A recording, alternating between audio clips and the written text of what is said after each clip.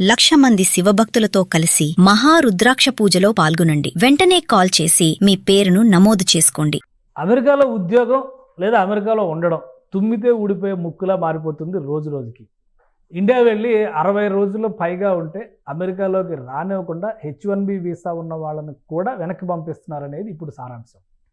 అమెరికాలో Donald Trump ప్రభుత్వం ఏర్పడిన తర్వాత ఇమిగ్రేషన్ నిబంధనల్ని కఠినతరం చేసింది. అలానే H1B రూల్స్ పైన కూడా అమెరికా ప్రభుత్వం ఫోకస్ పెట్టింది. ఇప్పుడు తాజాగా H1B ఉన్నప్పటికీ కూడా అమెరికాకి దూరంగా ఉంటే కనుక వీసా క్యాన్సిల్ అయ్యే ప్రమాదం ఉంది అనే సమాచారం మన వాళ్ళ గుండెల్లో గుబులు రేపుతోంది. అసలు ఏం జరుగుతుంది? ఈ నిబంధనలు నిజంగా ఉన్నాయా? దీనికి సంబంధించిన అనుభవాలు ఏంటి? ఒకసారి తెలుసుకునేటువంటి ప్రయత్నం చేద్దాం. మనం యుఎస్ నుంచి మనతో లైవ్లో జాయిన్ అయ్యారు భూమిరెడ్డి సాయి శ్రీనివాస్. అలానే సాయి శ్రీనివాస్ గారు అక్కడ రీసెర్చ్ స్కాలర్గా చేస్తున్నారు. సాయి శ్రీనివాస్ గారు నమస్తే. నమస్తే సార్. ఏంటి రోజుకు ఒక కొత్త విషయం వస్తుంది. 60 రోజులు అమెరికాకి బయట ఉండి H1B వీసా ఉన్నా కానీ అమెరికాకి దూరంగా ఉండి ఇండియాలో కావచ్చు ఇంకెక్కడైనా కావచ్చు వాళ్ళు ఉంటే కనుక వీసా క్యాన్సిల్ అయిపోద్ది. నిజమేనా? ఇట్లాంటి రూల్ ఏదైనా ఉందా? సార్ యూజువల్లీ ఎక్కడే కానీ సార్ నేను గత 2-3 రోజుల నుండి ఆ ఇన్సిడెంట్ జరిగిన తర్వాత నుండి నేను విపరీతమైన రీసెర్చ్ చేయడం జరిగింది. అంటే అది అసలు 60 రోజులు ఎక్కడైనా యూనివర్సల్ రూల్ ఉందా, ఎక్కడైనా దీని కండిషన్స్ ఏంటి, ఒకవేళ దీని గురించి మనం ఏమేమి చేయొచ్చు అని ఎక్కడే కానీ. సో గత 2 రోజుల నుండి నాకు ఎక్కడే కానీ ఈ 60 రోజుల రూల్ కానీ ఈ 60 రోజుల నిబంధన కానీ ఎక్కడే కానీ కనపరాలేదు. సో ఇది ఎక్కడి నుండి పుట్టుకొస్తుంది అనేది కూడా నాకు అర్థం కాకుండా పరిస్థితిలో ఉన్నాం సార్ అందరం. సో అసలు నిజమేనా ఈ రూల్ ప్రకారం కొంతమంది వెనక్కి తీసి పంపించారు? హైదరాబాద్ నుంచి ఒకరిని, బెంగళూరు నుంచి ఇద్దరిని, ఇట్లా కొన్ని డేటా వస్తుంది. సోషల్ మీడియాలో అయితే ఈ పోస్టులే వైరల్ అవుతున్నాయి. సో నిజంగానే అటువంటి డిపోర్టేషన్స్ జరిగినాయా? వాళ్ళ వీసాలో రివోక్ చేయడాలు, క్యాన్సిల్ చేయడాలు, తిప్పి పంపించడాలు ఇట్లాంటివి ఏమైనా ఉన్నాయా? సార్ ఇదైతే 100% నిజమే సార్, వాస్తవమే. సో తప్పకుండా ముగ్గురిని అయితే రిటర్న్ పంపించడం జరిగింది అనేది అయితే క్లియర్ గా తెలుస్తుంది అబుదాబి ఎయిర్పోర్ట్ నుండి. సో ఇక్కడ మనం ఒకసారి ఆలోచించుకోవాల్సింది రూల్ ఏం చెప్తుంది అనేది దాని గురించి ఆలోచించుకోవాలి సార్. ఇప్పుడు వీళ్ళని తిరిగి పంపించిండే రూల్ ఏంటంటే sir 22 code of federal regulations 41.122 HE ప్రకారము వాళ్ళని రిటర్న్ పంపించడం జరిగింది. ఈ రూల్ ఏం చెప్తుందంటే సార్ పోర్ట్ ఆఫీసర్ సెక్షన్ 235 ప్రకారము వాళ్ళు సాటిస్ఫైడ్ లేకపోయినా, లేకపోతే వీళ్ళ అడ్మిషన్ ని అమెరికాలోకి రానికోకుండా వీళ్ళు అనుకోవడం ద్వారా వీళ్ళు స్వతహాగా అంటే ఏలియన్ అనే వాళ్ళు స్వతహాగా వాలంటరీగా డిపార్చర్ కావడం జరిగింది. 235 ఏం చెప్తుందంటే sir deny to the admission to the United states అని చెప్తుంది. అంటే వీళ్ళకి ఎంట్రీ లేకోకుండా వీళ్ళని డినై చేయడం. ఎందుకు డినై చేస్తారు అంటే మీ అందరికి తెలిసిండేదే, మామూలుగా ఎందుకు అమెరికాలోకి రానికోకుండా డినై చేస్తారంటే ఒక 5 కారణాలు ఉంటాయి సార్. ఫస్ట్ కారణం ఏంటంటే నేషనల్ సెక్యూరిటీ కానీ, హెల్త్ రిలేటెడ్ గ్రౌండ్స్ కానీ, లేకపోతే వీళ్ళు ఇక్కడికే వచ్చేసి పర్మనెంట్ గా అమెరికాలో ఉండిపోతారా అని, లేకపోతే ఫ్రాడ్ ఏదైనా చేసినా, మిస్రిప్రజెంటేషన్ చేసినా, ఈ 5-6 కండిషన్స్ లో తప్పకుండా ఎవరికైనా డినై చేస్తారు. కానీ 60 రోజుల నిబంధన అనేది ఎక్కడా లేదు. ఇది ఎక్కడి నుండి వస్తుందంటే సార్ 2001లో వాన్ అనే ఒక కేసు లో చెప్తారు సార్. ఎవరికి కానీ ఈ సిబిపి ఆఫీసర్ కి వీళ్లకు ఈ 5 కండిషన్స్ కాకపోయినా కానీ వీళ్ళకు బ్రాడ్ విచక్షణ రహితంగా వీళ్ళ అధికారాలు ఉంటాయి. ఈ 5 కండిషన్స్ కాకపోయినా కానీ మిగతా కండిషన్స్ ని వీళ్ళు స్వతహాగా తీసుకొని when they are facially and legitimate act అన్నప్పుడు వీళ్ళు ఏదైనా కానీ రూల్ తీసుకొని వాళ్ళ వీసా రివోక్ చేసే అధికారము సిబిపి ఆఫీసర్ కి ఇవ్వడం జరిగింది ఆ కేసు ద్వారా. దాని తర్వాతనే వీళ్ళన్ని సిబిపి ఆఫీసర్ ఏది చెప్పినా గానీ, వాళ్ళు ఏ విచక్షణ రహితంగా వాళ్ళు ఏదైనా అధికారాన్ని వాడి ఇట్లాంటివి చేసినా గానీ అది లీగలీ వ్యాలిడ్ అయిపోతుంది, ఫేషియలీ లెజిటిమేట్ అయిపోతుంది. ఇక్కడ వాళ్ళు ప్రూవ్ చేయాల్సిందేది ఒకటే సార్, ఎందుకు ఫేషియలీ లెజిటిమేట్ అనేది ఒకటే ప్రూవ్ చేయాలి. అంటే 60 రోజుల కన్నా ఇండియాలో ఉండడం వల్ల అమెరికాకు నష్టం కానీ లేకపోతే ఏంటి, ఎందుకు నష్టపడతారు అనే దాని గురించి ఒకటి వాళ్ళు ప్రూవ్ చేయాల్సిందేది వస్తుంది సార్. కేసు అయిన తర్వాత ఈ ముగ్గురు డిపోర్టేషన్ అయిన తర్వాత అక్కడ అమెరికా మీడియాలో కానీ లేదా మన తెలుగు కమ్యూనిటీ, తెలుగు సర్కిల్స్లో కానీ ఏదైనా డిస్కషన్ జరుగుతుందా? రీజన్స్ ఏంటి, ఎందుకు వెనక్కి పంపించారు? పైగా అబుదాబి దగ్గర నుంచే వెనక్కి పంపించిన నేపథ్యంలో అక్కడ లీగల్గా ఏమన్నా సపోర్ట్ దొరికే అవకాశం ఉందా వాళ్ళకి? సార్ సిబిపి అంటే ఈ పోర్ట్ ఆఫ్ ఎంట్రీలో జరిగేదానికి ఎక్కడే గానీ లీగల్ రైట్ కానీ లీగల్ హక్కులు కానీ ఎక్కడే కానీ మనం వాడడానికి అవకాశం ఉండదు సార్. అది ఫస్ట్ ఆఫ్ ఆల్ మనకు చాలా క్లియర్ గా తెలుసుకోవాల్సింది. మీ అందరికి ఒకటే చెప్తున్నాను సార్ ఈ సందర్భంగా, వీసా అనేది హక్కు కాదు sir, it's a privilege. So వాళ్ళు అమెరికా వాళ్ళు, సో మనకి ఇచ్చిన ప్రివిలేజ్ అట్లాంటిది.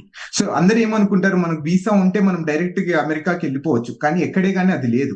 సిబిపి ఆఫీసర్ ని మీరు సాటిస్ఫై చేసిన తర్వాతే మీరు అమెరికాలోకి ఎంటర్ కావాలి. అమెరికాలో మీరు వచ్చిన పర్పస్ ని సాటిస్ఫై చేయగలరు.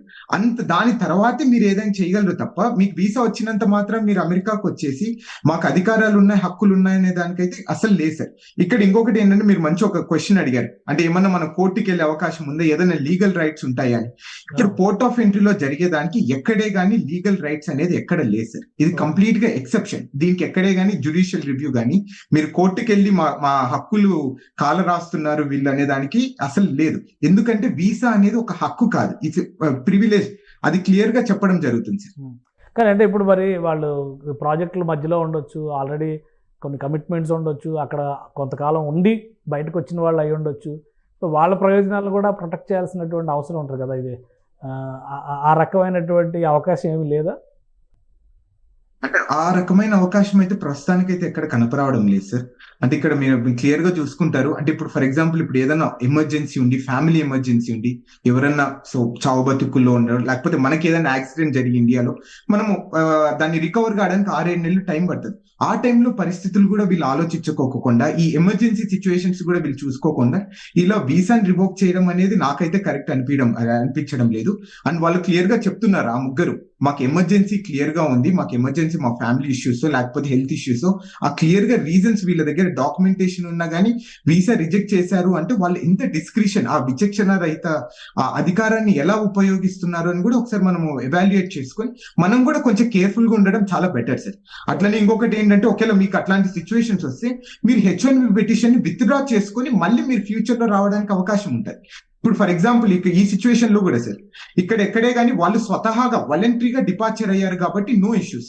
ఒకేలా వీళ్ళు అమెరికన్ గవర్నమెంట్ కానీ పోర్ట్ ఆఫీసర్స్ కానీ వీళ్ళని పంపించితే వీళ్ళు మళ్ళీ జీవితాంతం మళ్ళీ అమెరికాకి వచ్చే పరిస్థితి అయితే ఉండదు. తప్పకుండా ఈ ముగ్గురికి నెక్స్ట్ ఫ్యూచర్ లో ఎప్పుడైనా కానీ కొత్త వీసాస్ వేసుకోనో, లేకపోతే F1 మీద, H1B మీద, L1 మీద వీసాస్ తో వేసుకొని మళ్ళీ అమెరికాకి వచ్చే అవకాశం ఉంటుంది కూడా సార్.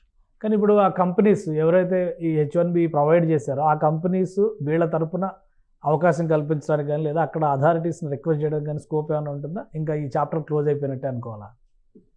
సో ఈ చాప్టర్ క్లోజ్ అయిపోయినట్టే సార్ ప్రస్తుతానికి అయితే. మళ్ళీ వాళ్ళు కొత్త H1B పిటిషన్ వేసుకుని మళ్ళీ అమెరికాకి రావాల్సిన పరిస్థితి ఉంటుంది. అంటే ఒక్కసారి రిటర్న్ చేసినా, రిజెక్ట్ చేసినా వీసా తీసుకోవడమే కష్టం అంటారు. అలాంటిది డిపోర్ట్ చేసేస్తే, వీసాని క్యాన్సిల్ చేసి రివోక్ చేసేస్తే వీళ్ళకి మళ్ళీ అప్లై చేస్తే వచ్చే ఛాన్సెస్ ఉంటాయా?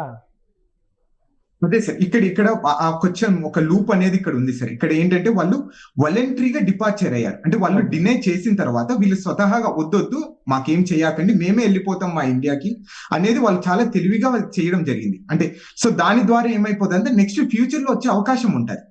ఆ రోజు చెప్పుకొని ఏదో ఒకటి మేము ఇట్లనే వాలంటరీగా మా ఫ్యామిలీ రీజన్స్, లేకపోతే ఇది జరగడం వల్ల మేము రిటర్న్ రావడం జరిగింది అనేది చెప్పుకోడు. కానీ వీళ్ళు అమెరికా వాళ్ళు తిరిగి పంపిస్తే మాత్రం మనకు జీవితాంతం ఎప్పుడు వచ్చే అవకాశం కూడా ఉంది సార్.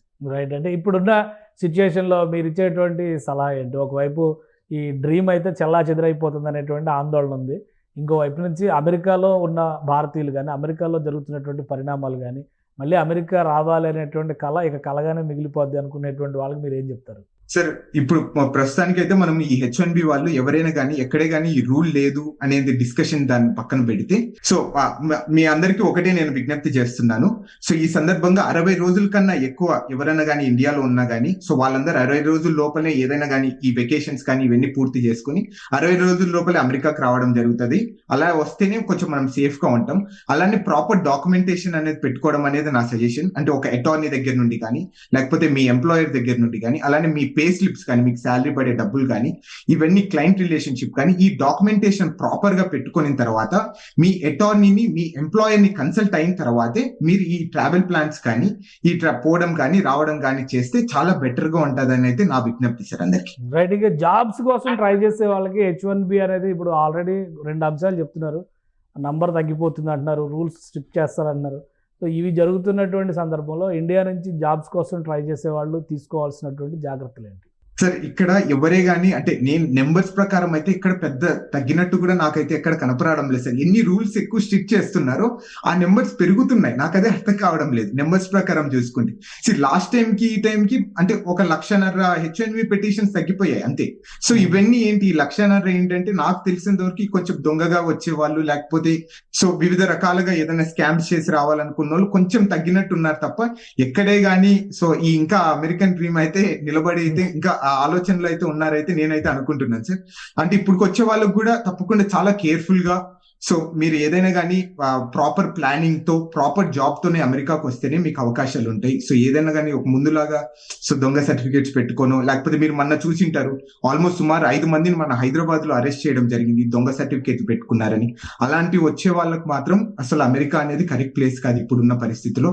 అలాంటివి అసలు చేయకండి అని అయితే నా suggestion sir. Right thank you Sai Srinivas గారు విశ్లేషించినందుకు. ఇది H1B వీసాలు ఉండి కూడా దేశం నుంచి అంటే అమెరికా నుంచి దూరంగా 60 రోజులు పైబడి ఉన్న వాళ్ళకి జరిగినటువంటి అనుభవం చూసిన తర్వాత చాలామంది ఆందోళన చెందుతున్నారు. అయితే రూల్స్ పరంగా డాక్యుమెంటేషన్ పరంగా ప్రాపర్గా ఉన్న వాళ్ళకి మాత్రం ఎలాంటి ఇబ్బందులు లేవని సాయి శ్రీనివాస్ విశ్లేషిస్తున్నారు. మరోవైపు కొత్తగా వెళ్ళేటువంటి వారి సంఖ్య కూడా ఏమాత్రం తగ్గడం లేదు. పిటిషన్ పెట్టుకునేవాళ్ళు, అప్లికేషన్ పెట్టుకునే వాళ్ళు తగ్గొచ్చేమో కానీ వచ్చేటువంటి నంబర్లో మాత్రం పెద్దగా మార్పు లేదని చెప్పారంటున్నారు. సో ఏదైనా ఏ దేశం అయినా కానీ కరెక్ట్ ప్రొసీజర్ని ఫాలో అయితే ఆ దేశంలో విలువ గౌరవం ఉంటుంది. అలానే మన సొంత దేశానికి కూడా ఆ గౌరవం పెరిగేటువంటి ఛాన్సెస్ ఉంటుంది. ఎలాంటి మిస్లీడింగ్ ఇన్సిడెంట్స్కి మిస్లీడింగ్ అంశాలకి పాల్పడకుండా ఉంటే కనుక అమెరికా రావాలనేటువంటి డ్రీమ్ ఇప్పటికీ చెక్కు చెదరదని ఆయన విశ్లేషిస్తున్నారు. ఇది special discussion. Keep watching. Suman టీవీలో మీ పర్సనల్ అండ్ బిజినెస్ ప్రమోషన్స్ కోసం కింది నెంబర్కి కాంటాక్ట్ చేయండి.